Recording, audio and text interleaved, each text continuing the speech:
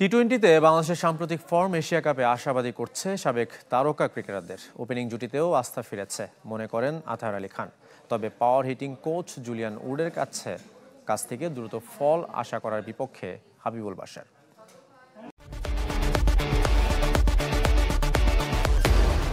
টি-20 ফরম্যাটে এই বছরটা বাংলাদেশের জন্য অনেকটা রোলার কোস্টার রাইডের মতো।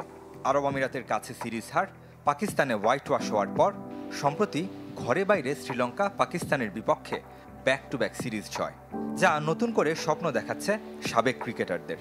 যখনই একটা প্লেয়ার একটা টিম যদি উইনিং স্টেপটা নিতে পারে তাহলে কনফিডেন্সটা ভালো থাকে। আশা করবো এই কনফিডেন্স নিয়ে এই মোমেন্টামটা ধরে আমরা এশিয়া কাপ খেলতে যাব।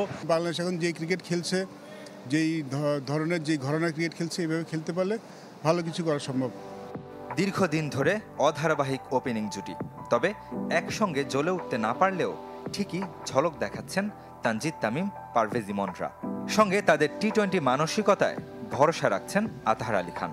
দুজন বাতি ব্যাটার, দুজনই এক্সপ্লোসিভ ব্যাটার, দুজনই মনে হয় টি-20 টাইপ অফ ক্রিকেট খেলতে ভালোবাসেন এবং ওরা যদি কন্টিনিউ করে এই ফ্যাশনে, তা আমি মনে করি একটা পার্মানেন্ট একটা সলিউশন হয়তো বা বাংলাদেশ টিম পেতে পারে।